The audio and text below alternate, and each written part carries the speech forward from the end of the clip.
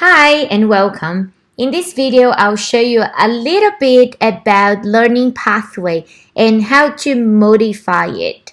Okay, so the first thing you have to do is to open up your Blackboard site. On the left hand side of it, you have a tab named Learning Pathway. Okay, remember that your learning pathway is different from your learning resources, and whichever changes you want to make to the learning pathway, you will have to click on it and to use the folders that are within that. All right, so this is your learning pathway. First thing I want to show you is that your learning pathway has two main parts. This is the first part of it. This is the activities timeline divided by weeks. This is where you're going to post reminders for your students about the activities, what they have to do before they come to class, the lecture materials, the tutorial materials and activities and so on. So this is the first part. The second part is the assessment timeline, all right? This is just a timeline in which you can add some little reminders for students on their assessments, their upcoming assessments. This will help students keep track of their assessments, all right? Okay, so let's see how we can change things on the learning pathway. First of all, if I want to change any of these titles, these big titles, what we have to do is anything from the learning pathway will be stored in some folders that are underneath it. So you have to scroll down until you find the weekly folders. Yeah. If I want to change the name, what I have to do is I have to click on this arrow. I have to click on edit and then I will change the name. So for example, I'm going to put language and communication 1, for example. Okay. And then I'm going to submit.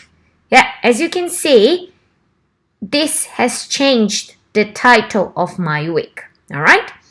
If you want to delete a week, if you're not happy with a week, for example, again, you scroll down until you find the folder you want to. So for example, I don't want week 5 anymore. I will just click on this arrow and then click on delete. Okay. If you want to add an extra tab, an extra week, at the moment we have, if we go like keep going, we have 14 weeks. If we want to add an extra one in which I'm going to add, for example, some further resources for students, what you have to do is you will go up. So you have your learning pathway here, and then you're going to click on build content, and you're going to create a content folder. Yes? So I click on content folder, and then I'm going to name it extra I'm going to name it extra resources. All right. Once I'm done, I'm going to click on submit. And then I will have an extra week, an extra tab that is named extra resources. If I want to place it, for example, before week number 5, I can just move it. Yeah. And I'm going to put it here. So let me show you how it looks. This is the learning pathway. Yeah. And then in here, I just need to refresh the page. Okay, I refresh the page. And now I have the extra resources tab. Okay. So anytime you change something in your learning pathway, make sure you refresh your page or you go back so that the learning pathway can capture all of these changes. Okay, so I've just added this extra resources tab. If you don't want it anymore, again, I'll scroll down, I'll click here on the arrow, delete, and that's it. All right, so I now want to show you how to add things within each one of these tabs, each one of the weeks. So I created a test week, okay? And what will you have to do first of all? As I've shown you, you're going to scroll down until you find the test folder. Yep. You click on it, and then you're now inside the folder. So in order to create subtitles for that, you have to click on Build Content, Item. So, for example, I'm going to create a title named Lecture because I want to put everything for my lecture underneath that. I'm going to click to create another item, another title for the tutorial. Yes, because I want to place all my materials for the tutorial underneath it. And then I want to create another one which is extra resources. Yeah. Okay. So these are all the subtitles that are going to appear in my learning pathway. I'm going to show you how it looks. So I click on learning pathway. Yeah. Can you see here? We have the test tab, and I have lecture, tutorial, extra resources. So these are the titles like we have in here. Now I want to add some bullet points with some extra information, some further, details for students. For example, for the tutorial, I want to tell them to pay attention to pages 2 and 3, for example, of the worksheet. Yeah.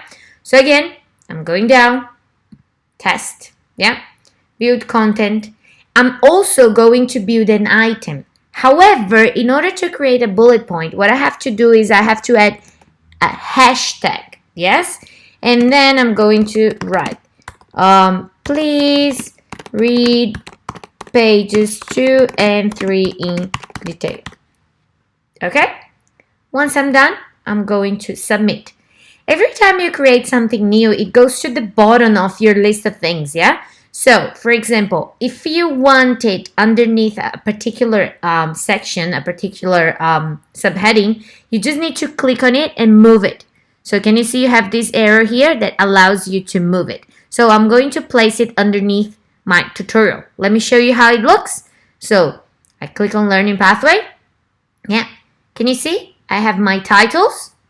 And then I have this bullet point here that I created by creating an item and adding a hashtag in front of it. Now, what I want to do is I want to upload some files to that. The files that students will be using in the class. Again, I go down, I find the folder. Yes, I build content, but this time I build a file. Yes, I create a file. I'm going to browse my computer. I'm going to find the document that I want to attach. I'm going to name it. So for example, I'm going to say tutorial activity 1. Yes, I'm going to submit it. Again, it's at the bottom, so I'm going to place it underneath the tutorial subheading. Yeah, let me show you how it looks.